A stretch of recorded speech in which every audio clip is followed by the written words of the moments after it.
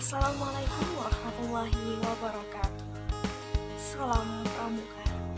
Perkenalkan, nama saya Norlaini Izzati dari jurusan Pendidikan Guru Madrasah Ibtidaiyah Fakultas Tarbiyah dan Keguruan.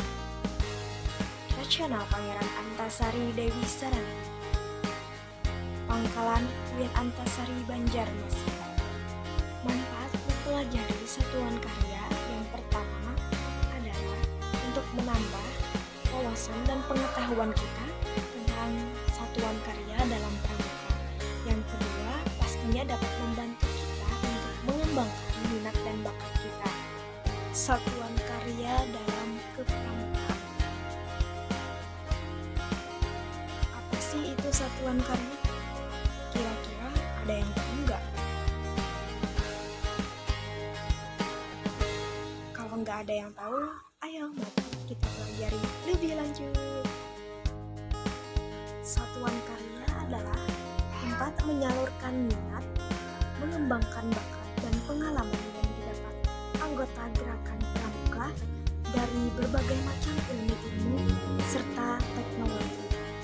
Nah, kira-kira nih, kenapa ya ada satuan karya? Ada yang tahu nggak? Nah, satuan karya itu ada karena yang pertama, tujuan kepramukaan itu adalah mempersembahkan kepada bangsa dan negara kader-kader yang memiliki moral Pancasila. Yang kedua adalah upaya pelatihan dan pembinaan dengan cara partisipasi aktif peserta didik. Selanjutnya ada tujuan dan sasaran dalam satuan karya. Yang pertama ada ketahanan dan ketangguhan mental, ada pengontrolan emosional, ada pembentukan mental dan fisik, serta pengembangan intelektual dan sosial, khususnya dalam ruang lingkup teknologi. Selanjutnya ada macam-macam satuan karya. Yang pertama ada Saka Bayangkara. Saka Bayangkara adalah satuan karya yang hadir di bawah pembinaan Kepolisian Negara Republik Indonesia. Adapun Krida. Krida adalah satuan kecil yang ada dalam anggota kecil dari Saka Bayangkara, yang mana sebagai wadah kegiatan keterampilan tertentu, yang anggotanya adalah dari kegiatan Saka Bayangkara yang beranggotakan maksimal 10 orang. Adapun krida-krida dalam Saka Bayangkara, yang pertama ada Krida Ketertiban Masyarakat atau Tipmas. Yang kedua ada Krida Lalu Lintas atau Lantas.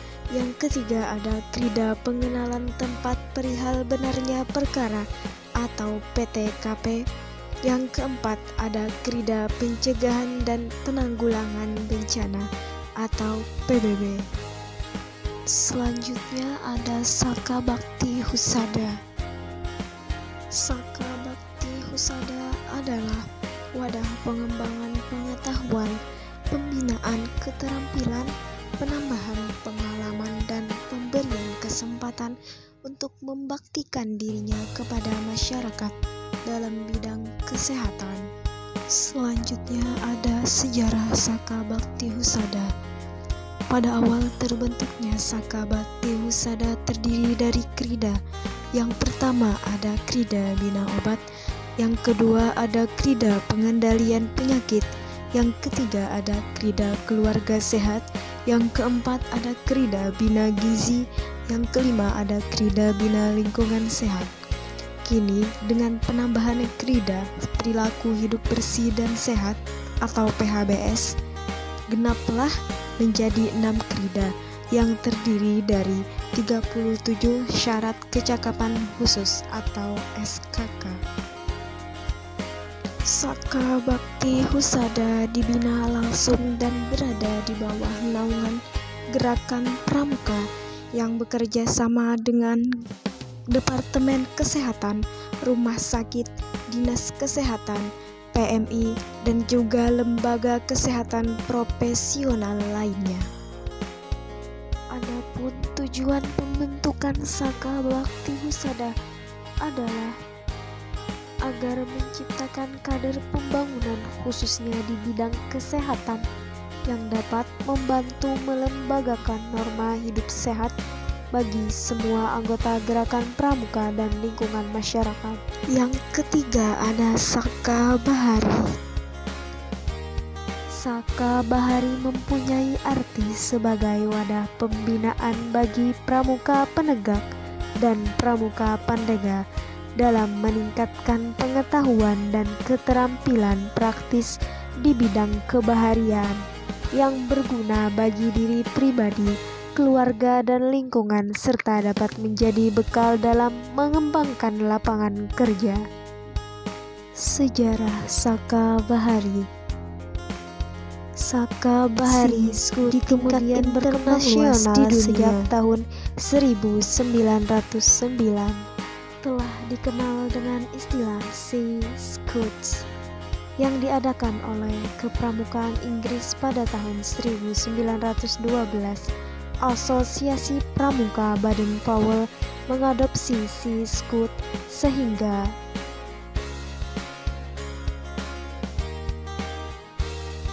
oleh pemerintah Belanda, kepramukaan kelautan diadopsi ke negara-negara jajahannya termasuk di Indonesia melalui NIF. Para tokoh kepanduan nasional pun bergerak untuk mendirikan pandu laut.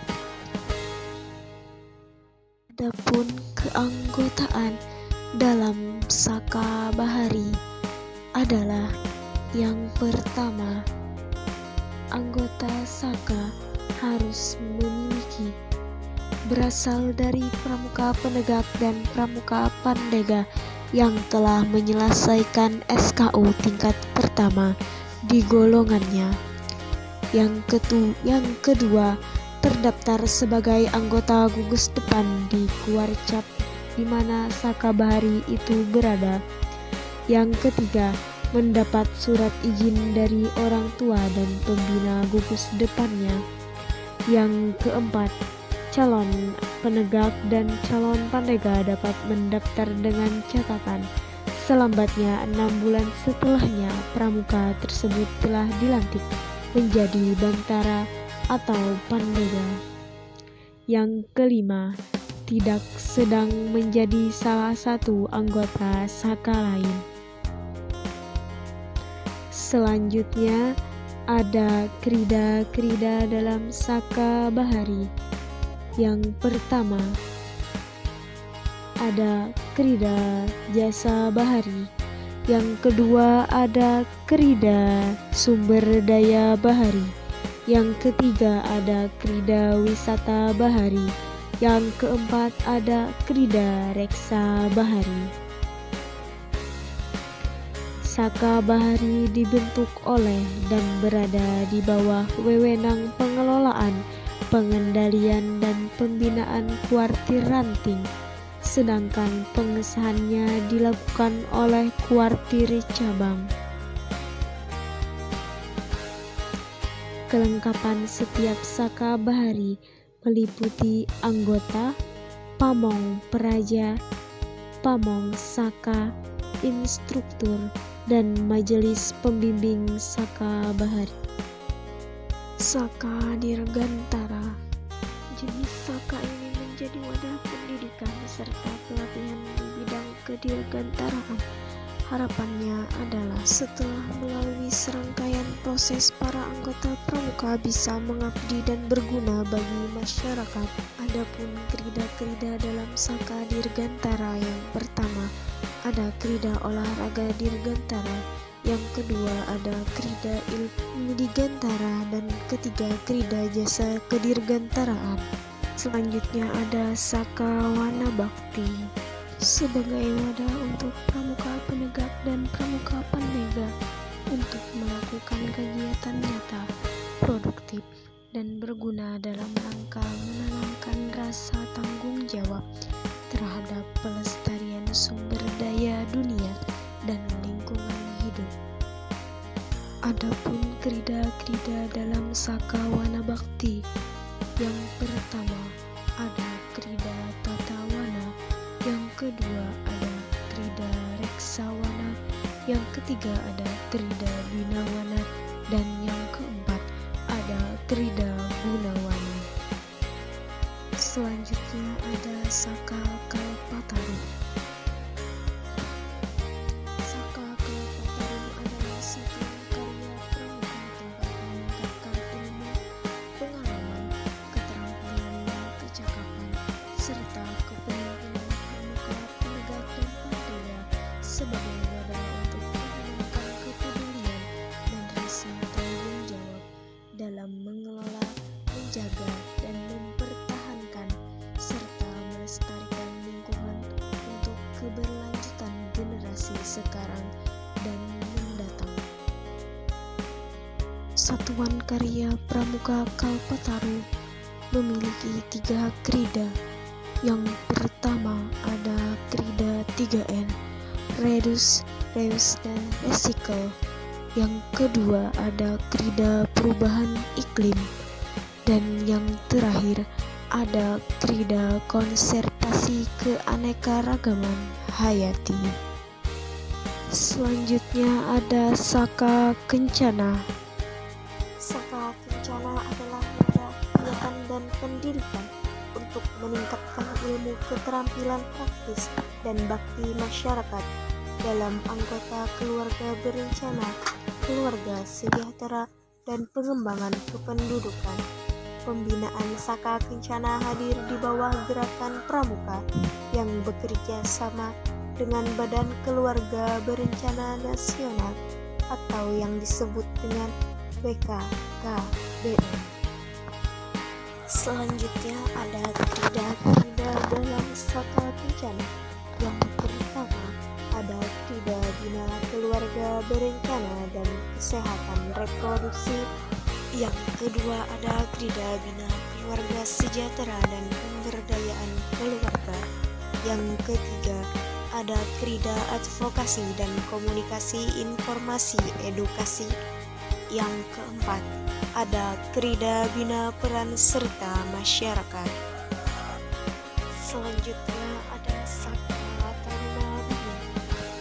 Saka Taruna Bumi adalah wadah untuk para pramuka untuk meningkatkan dan mengembangkan kepemimpinan, ilmu, pengalaman, keterampilan, dan kecakapan para anggotanya, sehingga mereka mampu melakukan kegiatan nyata dan produktif, serta berguna dalam mendukung kegiatan pembangunan pertanian.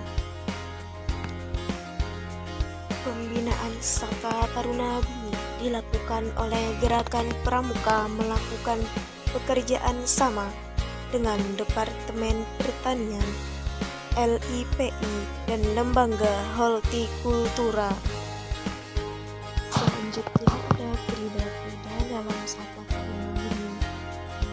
Yang pertama ada Krida Pertanian dan Tanaman Pangan. Yang kedua ada Krida Pertanian Tanaman Perkebunan.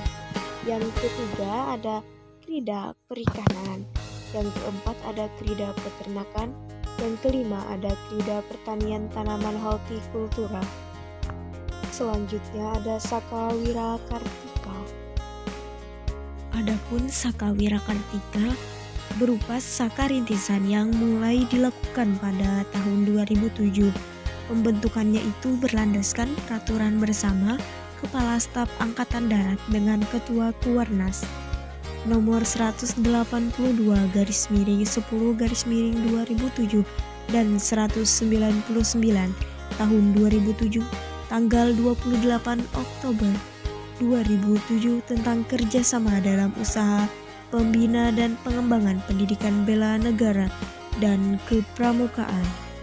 Adapun krida-krida dalam Saka Wirakartika, yang pertama ada krida Sulfiva, yang kedua ada krida Pioneering, yang ketiga ada krida Mountaineering, yang keempat ada krida Navigasi Darat, dan yang kelima ada krida Penanggulangan Bencana Dunia. Selanjutnya ada Saka Pariwisata. Saka Pariwisata ini adalah satuan karya pramuka yang sebagai wadah kegiatan untuk meningkatkan ilmu dan keterampilan praktis di bidang kepariwisataan guna menumbuhkan kesadaran untuk membaktikan dirinya dalam pembangunan nasional. Pariwisata yang dimaksud di sini adalah segala sesuatu yang berkomunikasi dengan wisata, termasuk pengusahaan objek dan kekuasaan tarik wisata, serta usaha-usaha lain yang berkaitan di bidang tersebut. Adapun krida-kridanya adalah yang pertama ada krida Bina Objek Wisata, yang kedua ada krida Bina Pramuwisata, yang ketiga ada krida Bina Sarana Prasarana Wisata, yang keempat ada krida Bina Seni Kebiasaan. Wah, ternyata sudah habis nih materi yang kita bahas. Saya sebagai pembicara di sini mohon maaf apabila ada kesalahan dalam penyampaian materi tadi. Nah, jangan lupa nih, minta tolong ya, subscribe dan follow IG Pramuka UIN Antasari Banjarmasin. Nah, yang di atas ini loh namanya. Oke, semoga kita bisa ketemu lagi ya di lain waktu. See you. Thank you very much. Sekian dari saya. Wassalamualaikum warahmatullahi wabarakatuh. Salam Pramuka.